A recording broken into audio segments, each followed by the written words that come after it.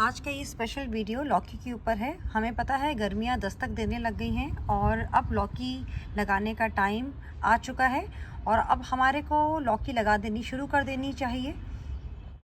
लौकी एक super food है और हर कोई लौकी को लाइक करता है। लौकी की ढेर सारी वैरायटी बनती है, सब्जी में रायता वगैरह बहुत कुछ बनता है। इस बार हम लौकी को अपने होम गार्डन में ट्राई करते हैं और मैं आपको डिटेल में बताऊंगी कि लौकी को बीज से लेकर कैसे लगाना है, उसकी मिट्टी कैसे तैयार करनी है, किस टाइप की केयर हमें लौकी के प्लांट में करनी है, कौन सी खाद डालनी है, किस साइज़ के ग्रो बैग में लगाना है। उससे पहले अगर आप मेरे चैनल पे नए हैं तो मेरे चैनल को सब्सक्राइब कर लीजिए और बेल आइकन को प्रेस कर लीजिए, जिससे मैं जब भी नया वीडियो डालूँ तो उसका नोटिफिकेशन आपको सबसे पहले मिल जाए। लौकी का बीज सबसे पहले जब आप लगाते हैं तो 20 से 25 दिन के बाद लौकी का बीज निकलता है, लेकिन मैंने अपने चैनल पे लौकी के बीज को कैसे 3 दिन के अंदर स्प्राउट करना है उसकी एक ट्रिक अपने चैनल पे शेयर कर रखी है। मैं उसका वीडियो आप सबके साथ डिस्क्रिप्शन में शेयर कर दूँगी। लौकी को डायरेक्ट आप ग्रो बैग में भी लगा सकते हैं और इसकी अलग से नर्सरी तैयार कर सकते हैं। अगर नर्सरी तैयार करनी हो तो इस टाइप की किसी भी पॉट में आप लौकी को लगा दीजिए। देखिए जैसे मैंने लगाया है, इसका बीज आपको दिख रहा होगा, तो मैंने इसके अंदर लौकी को लगा रखा है। मैं इस बीज को निकाल देती हूँ। देखिए इसमें 3rd लीव आ गई है, तो मैं इसको निकाल दूँगी। ये देखिए अब आपको ज़्यादा विजिबल होगा। तो आप ऐसे किसी भी पॉट में लगा सकते हैं बीज को, या फिर डायरेक्ट मिट्टी में भी आप लगा सकते हैं। देखिए एक लौकी का पौधा इधर है, काफ़ी सारे मैंने लौकी के पौधे लगा दिए हैं। अब मैं आपको बताती हूँ कि इसकी मिट्टी को हमें कैसे तैयार करना है। इसकी मिट्टी को तैयार करने के लिए ये देखिए एक पौधा हमारा इधर है, ये देखिए।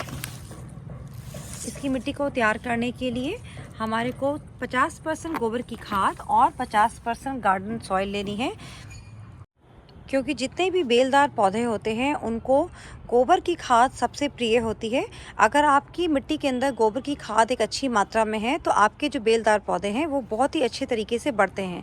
गोबर की खाद में वो सारे गुण होते हैं जो बेल वाले पौधों को बढ़ने और उनकी अच्छी फ्रूटिंग के लिए चाहिए होते हैं। जब आपका लौकी का पौधा जो मैंने आपको दिखाया अगर इस स्टेज में है, छोटा सा पौधा है, तो उसको लिक्विड फर्टिलाइज़र उसमें डालिए। उसकी सिंचाई लिक्विड फर्टिलाइज़र से कीजिए। लिक्विड फर्टिलाइज़र के काफ़ी सारे तरीके होते हैं। आप सब्जी जो रोज़ छीलते हैं उसको भिगो दीजिए 48 घंटे के लिए, फिर उसके अंदर 1/10 की रेशो में पानी मिलाकर उस पानी सब्जी को हटाकर पानी छान कर अपने पौधों में स्प्रे कीजिए, तो आपके पौधों को बहुत अच्छा न्यूट्रिशन मिलेगा। या फिर वर्मी कंपोस्ट या गोबर की खाद या किचन वेस्ट कंपोस्ट को भिगो दीजिए 48 घंटे के लिए, फिर उसके अंदर 1:10 के रेशियो में पानी मिलाइए और अपने पौधों की सिंचाई कीजिए। धीरे धीरे पौधा बड़ा होने लग जाए, तो यानी कि 6 से 7 इंच 8 इंच का हो जाए, तो उसके अंदर धीरे धीरे उसके अंदर फिर से एक बार 15 दिन में आप गोबर की खाद या वर्मी कंपोस्ट या किचन वेस्ट कंपोस्ट जो भी आपके पास हो, हर 15 दिन के अंदर उसमें ऐड करते रहिए। साथ में आप जब भी खाद दें तो महीने में एक बार 1 से 2 मुट्ठी प्लांट के साइज़ के अकॉर्डिंग आपको बोन मील भी डालना है। हमने बीज लगाना सीख लिया, हमने मिट्टी को बनाना सीख लिया, हमें पता चल गया कि हमें गमले कौन से चाहिए। तो अब हम चलिए बात करते हैं खाद के बारे में।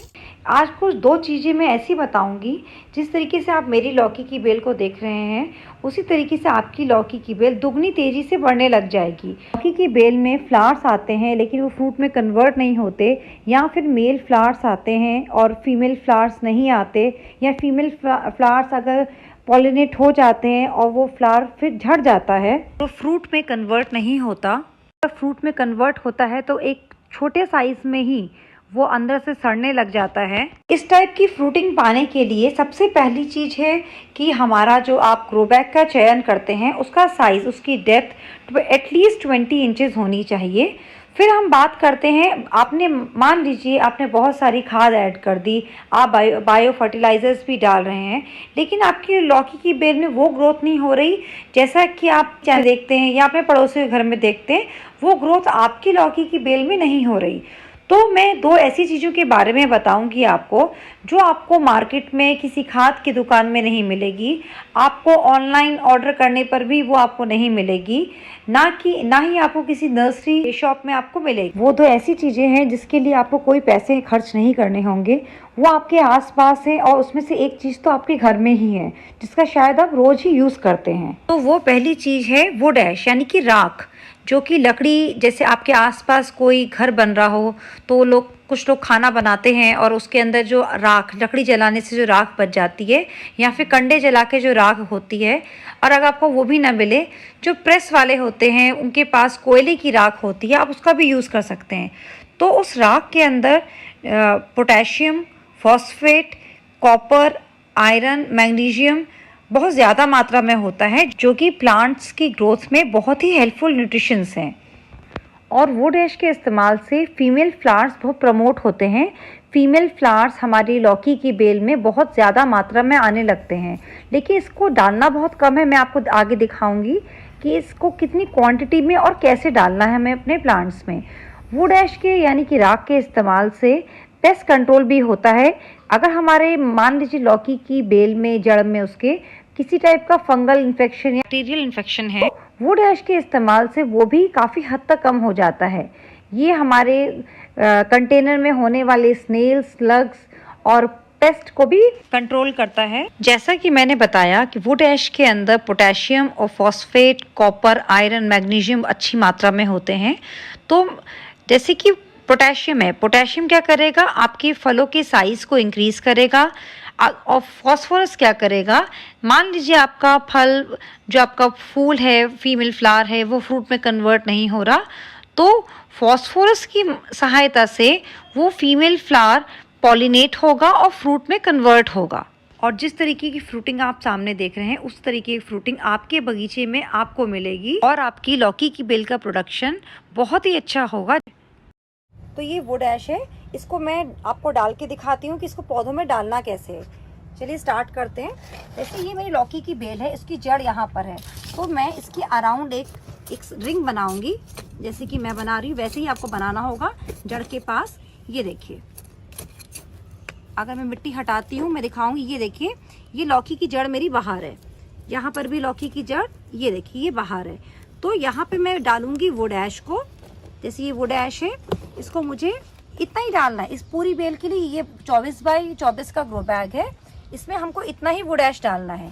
इसको मैं इसके अंदर फिल कर दूंगी, जिससे डायरेक्ट इसको रूट में मिल जाए। देखिए कील निकल आई, तो इसको मैं यहाँ पर ऐसे डाला जाएगा और ये जो मिट्टी निकाली इसे हम इसको कवर कर देंगे। तो ये तो पड़ गई हमारी वुड ऐश, जो हमारे पौधे को अच्छी मात्रा में potassium, phosphate, calcium, zinc, iron सब कुछ देगी। और नेक्स्ट जो चीज़ आती है उसकी हम बात करते हैं। तो दूसरी चीज़ आती है बटर मिल्क।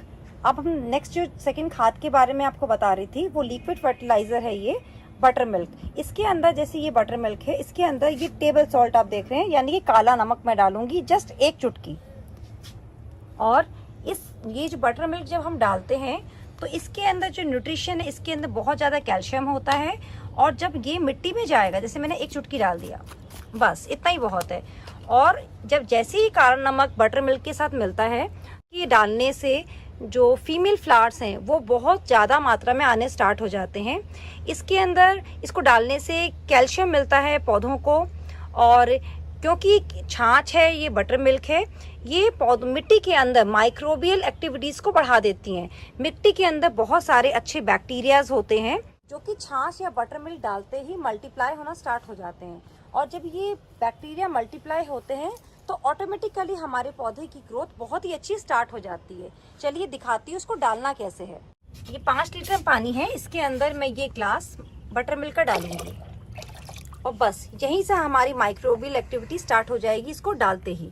ये देखिए, ये कैल्शियम की कमी को पूरा करेगा प्लांट्स में और मेरे प्लांट्स के अंदर गुड बैक्टीरियाज को इंक्रीज करेगा।